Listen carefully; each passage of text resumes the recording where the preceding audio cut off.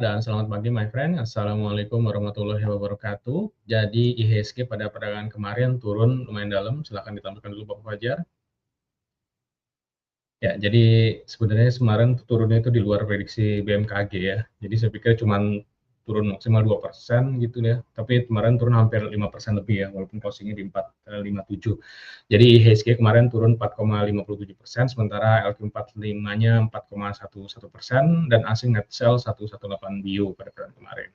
Jadi sebenarnya IHSG udah kena targetnya di rounding top yang ya kalau hari Selasa nonton tech briefing atau ikut webinarnya hari Selasa sorenya itu harusnya tahu ya di 79-an udah kena target lasso-lassonya udah jebol, tapi yang di 7481-nya enggak.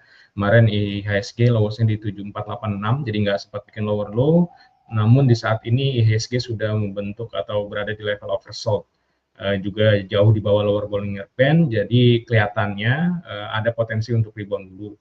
Kalau misalnya my friend nonton kemarin yang webinar, ikut webinar, pasti kan agak panjang tuh dibahasnya IHSG-nya. IHSG ya, bearish scenario-nya itu potensinya bikin wave C, itu which is targetnya di 68 ya kalau nggak salah ya, saya lupa nih, gambarnya ada di sebelah di trading view.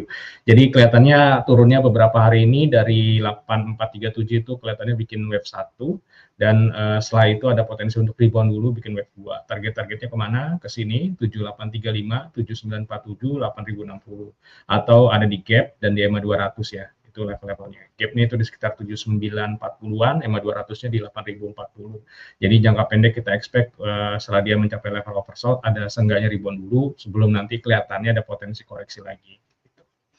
Nah, untuk saham-sahamnya yang pertama ada di Antam. Antam 2 hari kemarin koreksi lumayan dalam, dan kemarin untuk koreksinya ketahan di support Fibo 61,8% di 4020, dan juga support uptrend line udah deket-deket support uptrend line jangka pendek di 3950. Jadi bertahan di level itu akan membuka potensi rebound. Pertama itu nutup gapnya di sekitar 44-an, lalu last high di 4650.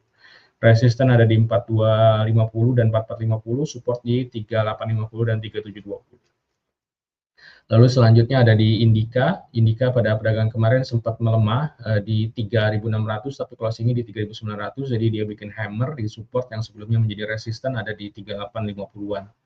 Jadi bertahan di level itu kita expect ini cuma koreksi sehat, dan Indika ada potensi untuk lanjut rally lagi menuju target cup with handle itu di sekitar 5.300. Resistennya ada di 4.090 dan 4.300, lalu supportnya di 3.710 dan 3.580.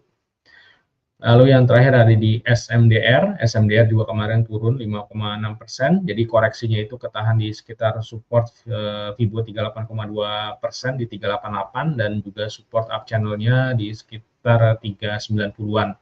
Jadi bertahan di level itu kita expect semoga up channel-nya masih intact. Rebound dari level ini berarti dia akan melanjutkan up channel-nya ya. Jadi rebound dari support dia akan menuju resisten. Midline-nya itu di sekitar 430-an, resistennya di 448 dan last high di 452. Resistennya pertama ada di 420 dan 440, support di 380 dan 368 untuk SMDR-nya. Oke, demikian dari saya.